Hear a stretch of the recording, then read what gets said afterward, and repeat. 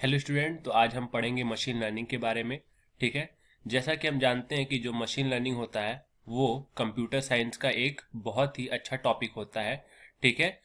तो इस वीडियो में हम लोग मशीन लर्निंग के बारे में पढ़ेंगे और उनके टाइप्स के बारे में भी पढ़ेंगे। ठीक है। आगे चल के मशीन लर्निंग के एप्लीकेशंस के बारे में पढ़ेंगे। ठीक है, कहाँ कहाँ मशीन लर्निंग का यूज किया जाता है, आईटी इंडस्ट्री में कहाँ यूज किया जाता है, डेली बेसिस पे कहाँ पे मशीन लर्निंग का यूज किया जाता है, और लास्ट में हम डीप लर्निंग के बारे में पढ़ेंगे जो मशीन लर्निंग के डोमेन में ही एक बहुत ही इंपॉर्टेंट टॉपिक होता है। ठीक है, तो चलिए शुरू करते हैं कि मशीन लर्निंग क्या होता है। तो जैसा कि यहाँ पे लिखा हुआ है कि machine learning it's a science of getting computer to learn without being explicit programmed. ठीक है, इसका क्या मतलब हुआ? जो मशीन लर्निंग होता है वो एक एआई का सबसेट होता है। ठीक है। तो मशीन लर्निंग क्या होता है? मशीन लर्निंग में बिना हम ज्यादा कोड किए, ठीक है, ये हमने इनपुट दिया। ठीक है। तो मशीन में ये हो गया, मान लीजिए एमएल हमारा, ठीक है, एमएल मॉडल हो गया। तो ये एक ऐसा मॉडल होता है जिसमें हम ज़्यादा बिना इनपुट दिए एक अच्छा आउटपुट ले सकते हैं। ठीक, ऐसा कैसे होता है? इसमें एमएल एल्गोरिथम यूज किया जाता है। ठीक है, जिससे मशीन लर्निंग एल्गोरिथम क्या करता है, कंप्यूटर को खुद डिसाइड करने को कहता है कि वो आउटपुट क्या देगा। ठीक है, इनपुट के कैरेक्टरिस्टिक्स के आधार पर एमएल मॉडल क्या करता है, आउटपुट खुद डिपेंड करता है कि क्या होगा। ठीक है, ये नॉर्मल जैसे कोड होते हैं वैसा नहीं होता है कि अगर हमने बोल दिया 2+2 तो वो 4 ही देगा।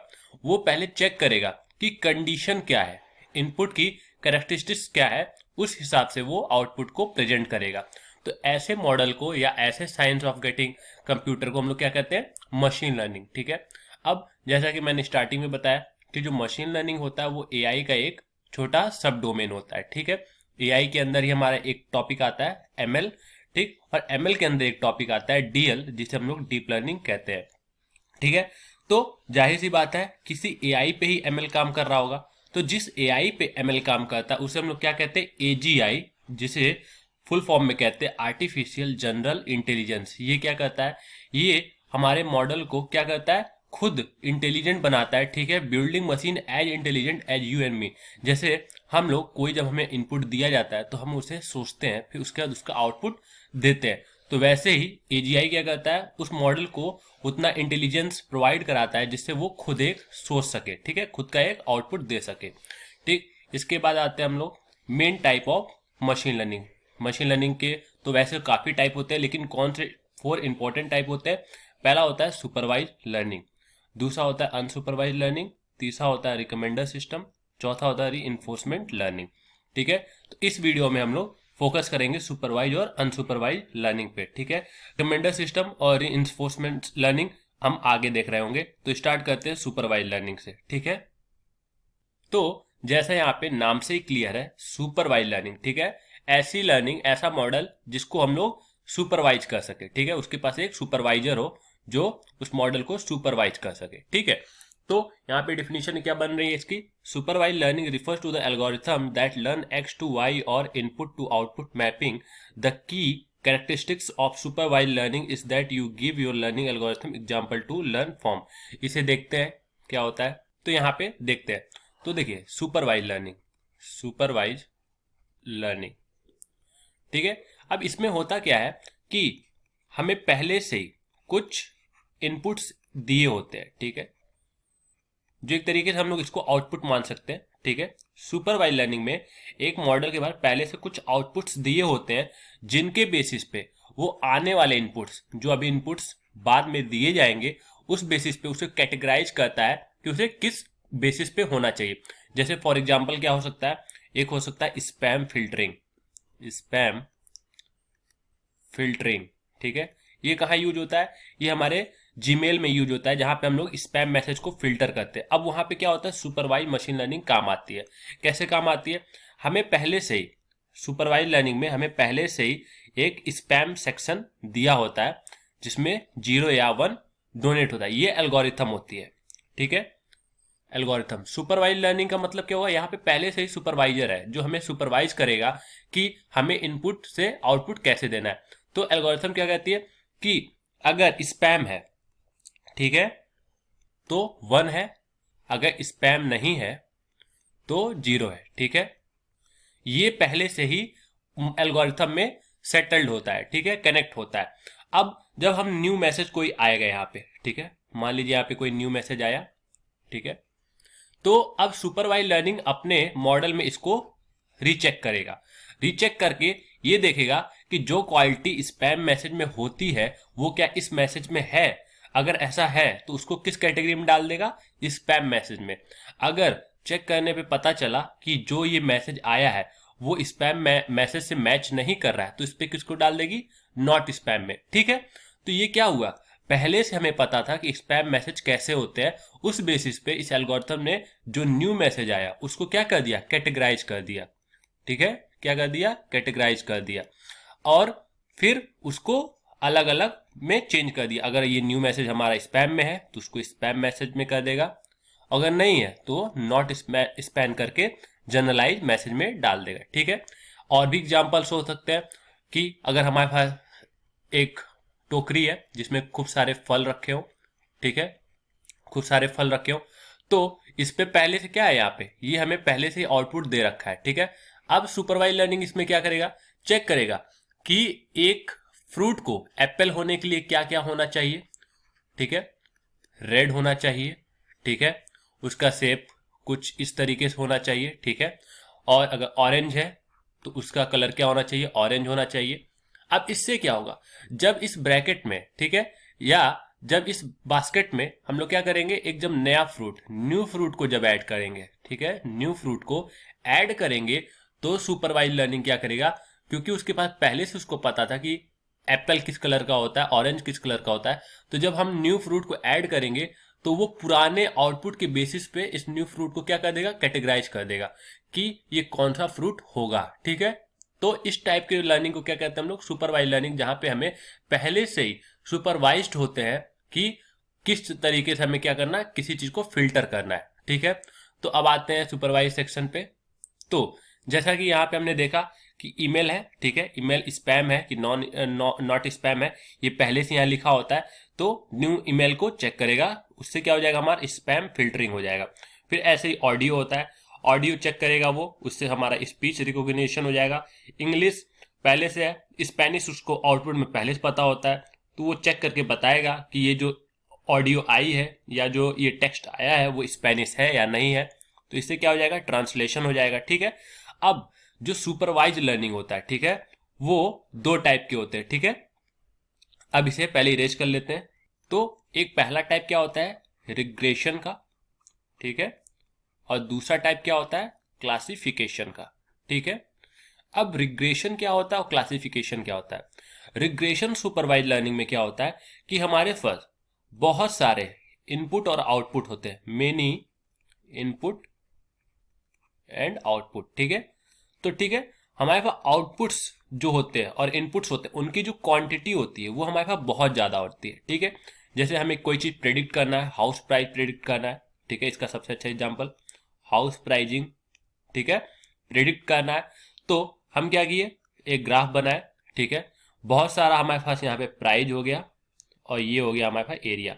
तो हमारे पास समझ लीजिए 100 क्वांटिटी में 100 घर हैं जिनके हमें हमें एरिया और प्राइस पता है, तो उस बेसिस पे हम लोग क्या करेंगे, यहाँ पे ये हो गया एक, ऐसे करके हमने बहुत सारे पॉइंट्स प्लॉट कर लिए। ठीक है, इस बेसिस पे क्या होगा, लीनियर सुपरवाइज लर्निंग में इसमें क्या होगा, एक ग्राफ प्लॉट होके आएगी। ठीक है, क्या होगा, एक ग्राफ प्लॉट होके आएगी, जिस बेसिस पे हम लोग क्या कर पाएंगे, हम लोग ये बता पाएंगे कि इस एरिया के लिए, ठीक है, इस एरिया के लिए क्या प्राइस हाउस की होनी चाहिए। ठीक है, ये ऐसे मॉडल को हम लोग क्या कहते हैं, रिग्रेशन मॉडल, जहां पे हमारे पास इनपुट और आउटपुट की जो क्वांटिटी है वो बहुत ज्यादा हो। ठीक है, तो ऐसे टाइप को हम लोग क्या कर पाएंगे, रिग्रेशन कह पाएंगे। ठीक है, दूसरा जो आता है वो होता है क्लासिफिकेशन। ठीक है, क्लासिफिकेशन जो होता है वो बहुत ही simple type of supervise learning होता है, जो या तो 0 या तो 1 में क्लासिफाइड हो जाता है। ठीक है, अगर है तो 1, अगर नहीं है तो 0। ठीक है, कोई भी चीज, अगर जैसे पहला था स्पैम फिल्टरिंग, ठीक है, ये भी एक तरीके का क्लासिफाइड है कि अगर स्पैम है तो यहाँ स्पैम नहीं है तो 0, स्पैम है तो 1।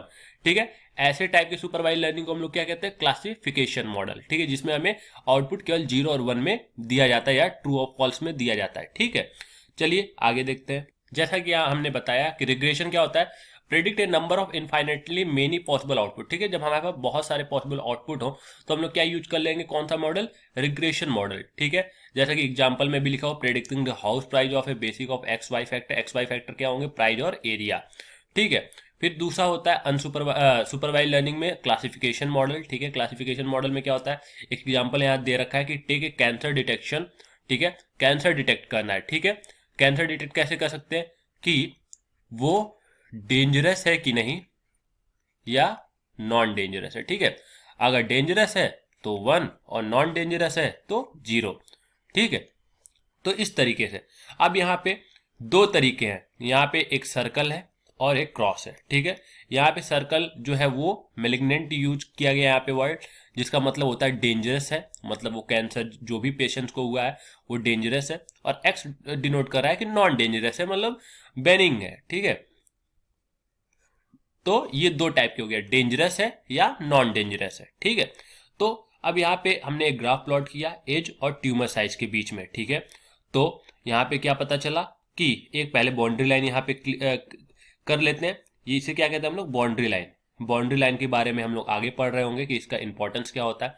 तो बाउंड्री लाइन हमें डिसाइड करती है कि किस एज और ट्यूमर साइज के लिए क्या प्रिफर किया गया, ठीक है। जैसा कि हमने देखा कि यहां से लेके यहां तक, मतलब ये ट्यूमर साइज और इस एज तक क्या चीज होता है, मैलिग्नेंट होता है, ठीक है, डेंजरस पाया गया, ठीक है। इस एज और इस ट्यूमर साइज के लिए यहां से यहां तक के ट्यूमर साइज यहां से यहां तक के एज में पाया गया, ठीक है। तो इसे क्या किया गया, मैलिग्नेंट। अब क्रॉस ज्यादा इस साइड है तो देखा गया कि ये ऊपर के एज, ठीक है, ये ऊपर के एज और ट्यूमर साइज, ठीक है, जिसका एज थोड़ा ज्यादा है उसमें डेंजरस पाया गया, नॉन डेंजरस पाया गया, सॉरी नॉन डेंजरस पाया गया, ठीक है। और जिसके एज कम है तो उनके अंदर ट्यूमर साइज कम पाया गया, ठीक है, लेकिन मेलिग्नेंट पाया गया, ठीक है। इसका क्या मतलब है, डेंजरस पाया गया, ठीक है। ट्यूमर साइज यहाँ पे थोड़ा ज्यादा है, जिनका एज ज्यादा है, लेकिन उनके अंदर मेलिंग पाया गया, ठीक है, मतलब नॉन डेंजरस पाया गया।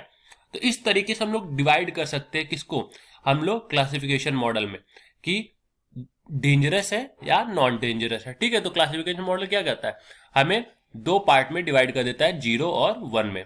0 for non dangerous, 1 for dangerous, या जो भी कंडीशन है, जैसे स्पैम फिल्टरिंग में स्पैम नहीं है तो 0, स्पैम है तो 1, ठीक है। इस टाइप के मॉडल को हम लोग कहते हैं क्लासिफिकेशन मॉडल। दूसरा आता है हम लोग दूसरे टाइप का जो मशीन लर्निंग होता है वो होता है अनसुपरवाइज लर्निंग। अब आते हैं हम लोग अनसुपरवाइज लर्निंग पे। तो अनसुपरवाइज लर्निंग क्या होता है, जैसे कि पहले हमने देखा कि सुपरवाइज लर्निंग में सुपरवाइजर होता है, ठीक है, जो सुपरवाइज करता है पहले से ही कुछ आउटपुट्स देके, ठीक है, पहले से कुछ आउटपुट्स देके। तो अनसुपरवाइज लर्निंग में क्या होता है, सुपरवाइजर नहीं होता है, इनके पास पहले से कोई आउटपुट्स नहीं होते, नो आउटपुट्स, ठीक है। इनमें क्या होता है, डायरेक्ट हम लोग इनपुट देते हैं, ठीक है, और ये गेस करते हैं, ठीक है, उनके अपीयरेंस पे, ठीक है, अपीयरेंस, शेप, डिफरेंट स्ट्रक्चर,